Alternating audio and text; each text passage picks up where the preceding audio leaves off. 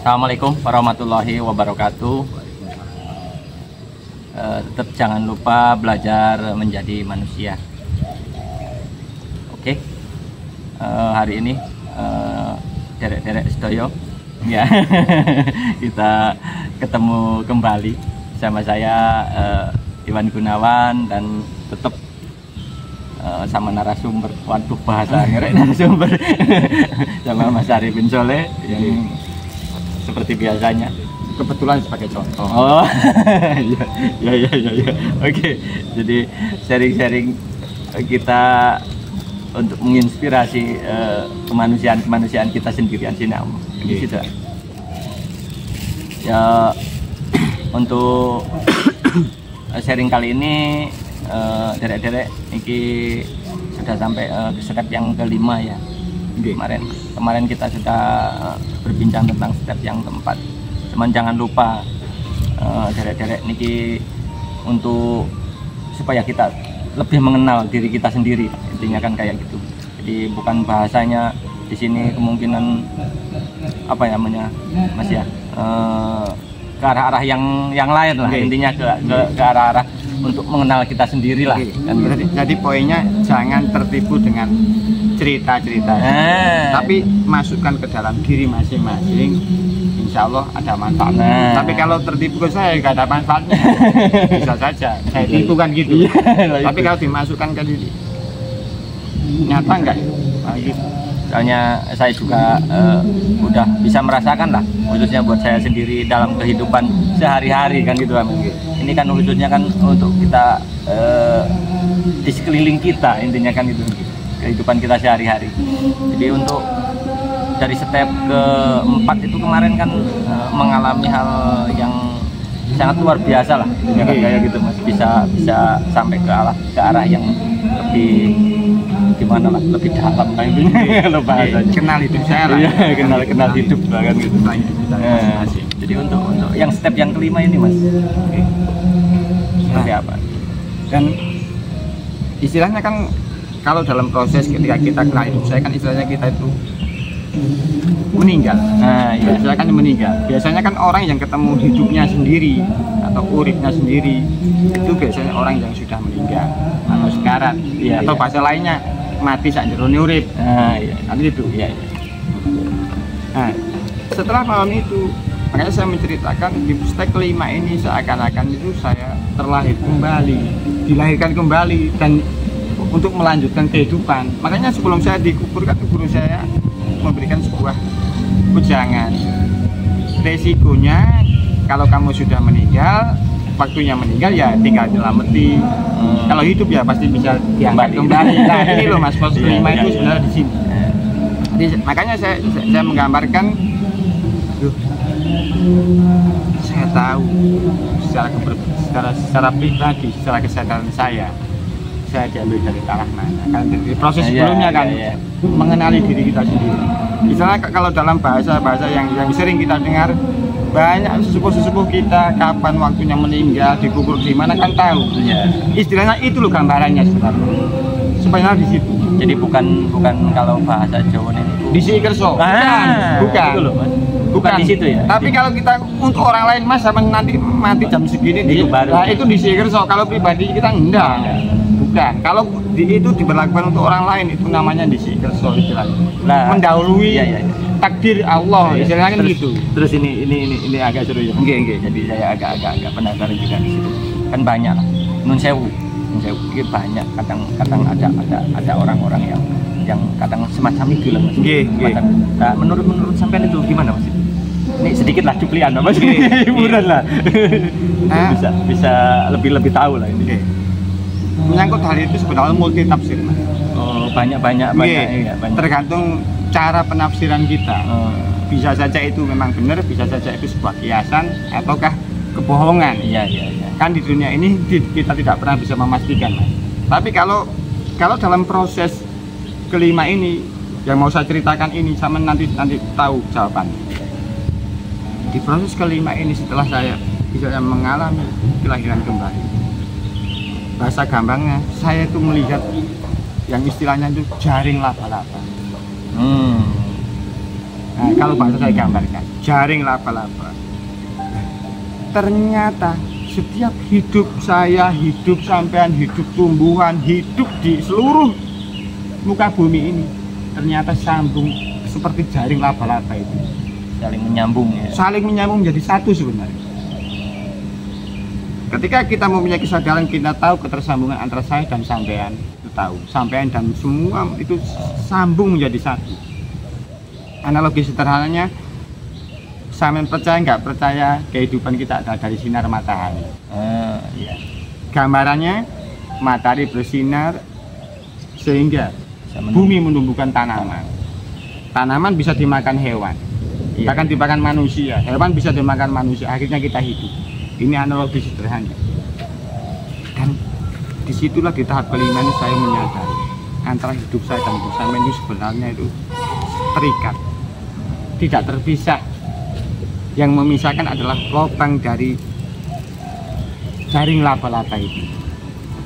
Ketika kita hanya melihat lubang itu, ketika saya melihat raga saya atau saya melihat raga sampean, ibarat saya melihat lubang, saya akan beda. Tapi kalau kita melihat, saya melihat hidup sampean, saya melihat hidup saya, karena kita itu ada satu kesatuan yang tak terpisahkan, tapi saling terhubung. Jadi kalau padahal semacam itu kan, kalau dalam ilmu umum itu kan sudah dipelajari dari kecil loh Mas ya. Kayak semacam kalau dari hewan itulah, ini makan itulah. Aslinya analoginya ke situ. Istilahnya rantai makanan kan itu. Ya, di step kelima ini saya menyaksikan sebuah istilahnya itu rumah laba-laba yang sangat besar. Istilah saya untuk menggambarkan hubungan kita dengan alam semesta ini, hubungan kita dengan manusia di bumi dan makhluk di bumi ini, bahkan alam semesta itu seperti alam semesta itu seperti itu loh Mas. Jaring laba-laba itu saling berkaitan. Ya, saling berkaitan dan ada istilahnya ada benang yang menghubungkan. Nah, benang ini adalah istilahnya dalam agama Islam adalah kodok. Yang ini tidak tahu kecuali Tuhan. Jadi saya tidak membicarakan masalah Tuhan, tidak. Saya mengatakan itu yang saya alami. Ternyata alam semesta ini sambung menjadi satu, tidak ada keterpisahan. Ketika kita menyangka pribadi yang terpisah adalah ketika kita melihat lubang-lubangnya, ya. Kita belum bisa menyadari atau melihat ketersambungan kita. Kalau seandainya hidup sampean dan saya itu tidak terikat, nggak mungkin sampean bisa berkomunikasi dengan saya. Makanya di situ pelajaran berangkat dari ketika saya menyaksikan jaring laba-laba besar itu, ternyata hidup kita, hidup yang namanya hidup, semua yang hidup lah ini. Semua yang hidup yang dianugerahi Sang Maha Hidup atau yang dianugerahi Tuhan itu ternyata satu kesatuan, sambung menyambung dan tidak pernah putus. Hanya kesadaran kita yang memutuskan, seakan-akan putus, tapi ternyata kita tidak pernah putus. Jadi karena kita tidak sadar itulah ya Mas ya. Jadi saya mempunyai kesempatan dari ujung jaring laba-laba ini sampai ujung lagi itu diperkenankan saya menjelajahi itu. Yang di sini secara bahasa ungkapan di bahasa saya tidak bisa menjelaskan dengan perwakilan bahasa kecuali mengalami itu. Cuman bahasa universalnya ini loh yang dimaksud dengan rahmatan lil alamin. Ini loh yang dimaksud dengan tugas Rasulullah SAW dalam ajaran agama Islam, rahmatan lil alamin. Bukan hanya sekitar kepada manusia. Nah, tidak ada manusia yang diberi hak semulia ini atau setinggi ini kecuali seorang manusia yang bernama Muhammad bin Abdullah yang terlahir di Mekah itu. Jadi kalau bahasa universalnya kayak saya juga pernah mendengar ya Mas ya, pernah mendengar yang bahasa seperti itu. Makanya saya bisa menyimak bukan menyimak sih. Kalau bahasa Jawanya sangat nompo niku wau lho, cerita niku wau kita sudah tahu kayak contoh-contoh sesepuh-sesepuh kita, para alim ulama kita yang sudah sampai ke arah sana ya Mas ya. Nggih. Nyun sewu kayak seperti Romo Yai Gus Dur kan ngoten. Nggih. Itu kan udah sampai ke arah sana Mas. Nggih, sudah ke arah sana. Jadi bisa rahmatan lil alamin. Biarpun hanya penerus Rasulullah, biarpun kan tidak bisa menandingi Rasulullah. Siapapun manusia di dunia ini tidak bisa menyaingi Rasulullah. Kalau dalam ajaran keyakinan agama Islam loh Mas. Tapi kan minimal kan sedikit sudah bisa mencontoh ke arah sana. Istilahnya meneruskan itu tadi. Istilahnya kalau dalam agama Islam al ulama warasatul anbiya. Alim ulama adalah penerus dari kerasulan Rasulullah Muhammad SAW. Gitu.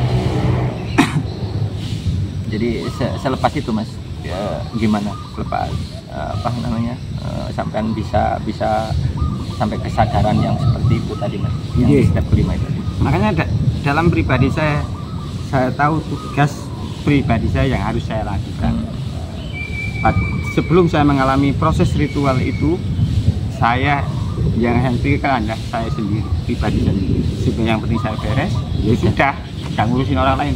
Ternyata saya salah, di luar bayangan saya. Makanya saya tahu, tugas yang harus saya lakukan sebagai manusia, sebagai hidup saya yang dianugerahi Sang Maha Hidup itu tahu. Dan setiap manusia itu berhak tahu Mas. Aslinya berhak tahu. Berhak tahu, tinggal mau nggak melangkah ke arah situ. Diberi hak yang sama sebenarnya. Biarpun secara pasti saya akui saya tidak mungkin atau melampaui Rasulullah, nggak mungkin. Melampaui ayah ibu saya nggak mungkin kok, melampaui guru-guru saya nggak mungkin, apalagi melampaui Rasulullah. Tapi saya mensyukuri. Kenapa? Karena sebelumnya saya tidak pernah menyadari. Ya inilah yang kalau kita tidak tahu tugas kemanusiaan kita, itulah yang akan dihisap. Itulah yang nanti akan dihisap istilahnya. Jadi kalau analoginya kalau dalam agama Islam itu, ini sekedar pertanyaan penjenengan. Mudah-mudahan ya sharing lah, bukan bertanya sih. Jadi di situ itu udah kalau di dalam Islam itu udah menginjak nang apa namanya kayak zakat itu Mas Kestu. Enggak. Ya, bisa diartikan ke situ. Bisa diartikan bisa diartikan itu yang saya bisa perlakukan itu. Nah, secara syariatnya lah kalau kenapa? Karena setiap materi yang kita miliki ada hak manusia lain, ada hak hidup lain. Menyangkut ilmu, menyangkut itu sebenarnya bukan kepentingan kita, tapi itulah hak orang yang harus haknya menerima ilmu, haknya menerima materi dari kita. Jadi yang bisa saya tangkap lah Mas dari perbincangan itu di situ. Dari proses kelima ini saya dengan kesadaran pribadi saya tahu tugas yang harus saya lakukan sebagai pribadi, sebagai arifin soleh, bukan sebagai orang lain. Makanya sebelumnya kan saya ingin jadi Sunan Kalijogo, saya ingin jadi Sunan Ampel, ini yang saya ingin jadi Syaikhul Qadir kan itu. Tapi setelah mengalami itu saya sadar saya akan bangga dan matur nuwun sebagai arifin soleh, bukan sebagai orang lain. Karena kalau ketika saya menjadi arifin soleh, saya tidak akan keliru dengan tugas saya. Tapi kalau saya ingin jadi Syaikhul Qadir, belum tentu. Pasti keliru. Saya pastikan keliru, wong saya bukan Syaikhul Qadir. Tapi di situ saya tahu siapa Syaikhul Qadir. Dan saya tidak akan membandingkan diri saya dengan saya, tapi saya adalah mudah-mudahan sebagai penderek Syaikhul Qadir dalam ajaran sebuah agama Islam. Jadi step kelima itu disitulah. Kalau bisa kita mendalami lagi atau kembalikan ke diri kita sendiri. Mudah-mudahan lebih paham lah, lebih paham sama diri sendiri itu tadi lah. Jadi istilahnya itu ada, kita tuh tahu PR yang harus kita beresin di dunia ini. Yang sebelumnya kan nggak tahu. Yang penting anak istri, kalau sudah berkeluarga misalnya, anak istri nggak kekurangan sudah cukup. Enggak sampai enggak di situ. Makanya kan gini Mas.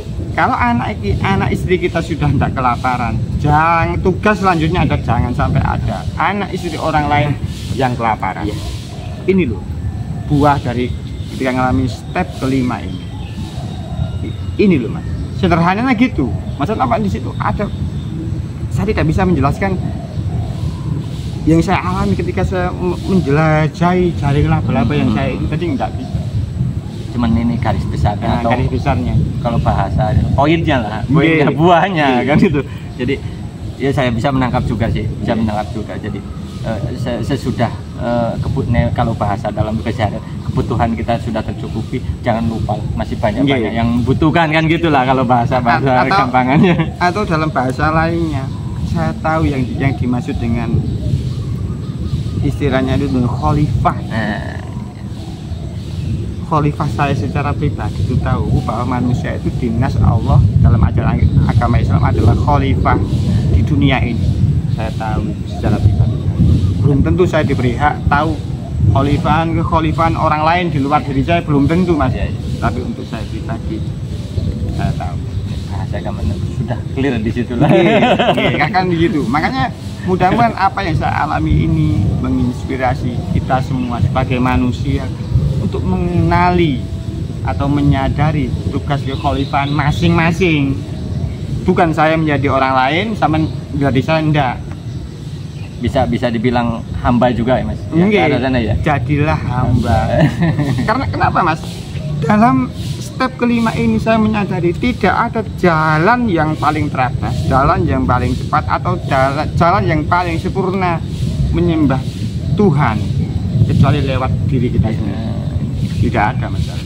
Jadi boleh saya ingat kalau bahasa Jawa boleh iling maning. Pernah saya tanya sama teman saya juga, bagaimana cara mengenal awake dhewe kan ngoten. Niki boleh iling lho. Jadi di sini lah intinya kan itu kan. Makanya kalau sampean kepengin ketemu Tuhan, ya sampean harus lewat diri sampean sendiri. Dalam banyak orang yang bilang sebelum mengenal Tuhan kita harus mengenal diri kita sendiri. Nah, di sini. Inilah poinnya di sini. Nah, kalau bahasa yang lu bisa simpel, istilah yang sering diucapkan atau dijelaskan para alim ulama di bulan Rajab. Ada kan baca ini ketika Jumat terakhir di bulan Rajab. Kan ada itu. Ada, iya. Ahmad Rasulullah sekian, Muhammad Rasulullah sekian. Itu saya baru paham, itu saya sudah lakukan 25 tahun yang lalu, Mas. Baru paham ketika saya mengalami proses yang tokoh pendem tadi. Itu Pak, baru memahami ketika saya mengalami proses tokoh pendem. Padahal dari kecil sudah saya diajari entah saya, bahasa ini. Kan itu. Iya. Bahkan saya tidak hanya bulan Rejab, setiap hari lah ibunya. Enggak. Tiap pertengahan bulan saya disuruh membaca. Tapi saya tidak pernah diberi istilahnya hiburan atau dengan penjelasan nanti biar gini enggak, kamu bacain Ahmad Rasulullah, Muhammad Rasulullah. Ternyata buahnya adalah raga kita ini adalah Muhammad Rasulullah, hidup kita ini adalah Ahmad Rasulullah. Raga kita, hidup kita atau urip kita ini adalah utusan Allah. Betul sekali. Yang sebelumnya tadi kan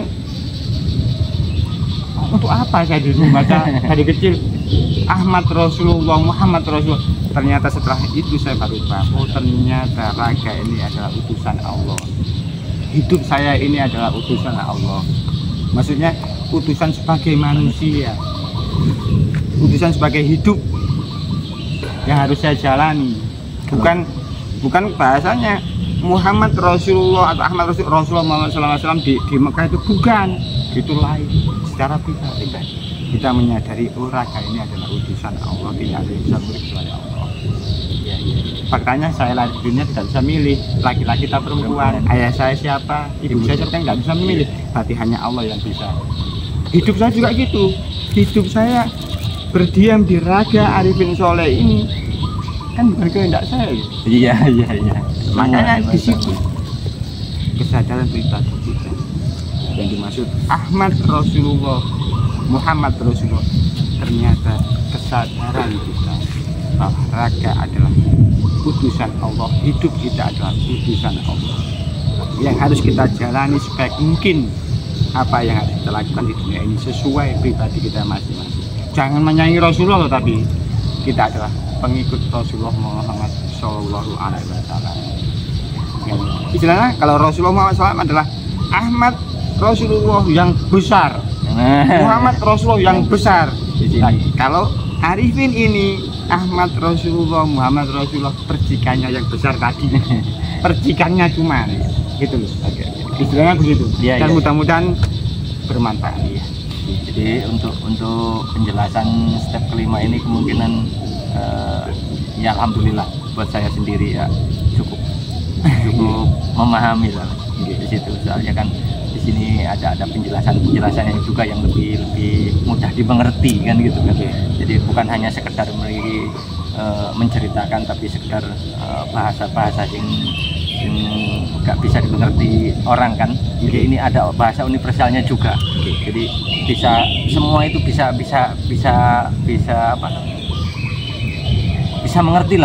mengerti. Jadi untuk dikembalikan ke dirinya masing-masing itu bisa mengerti lah. Gampang dimengerti kan. Pokoknya jangan tertipu dengan cerita saya.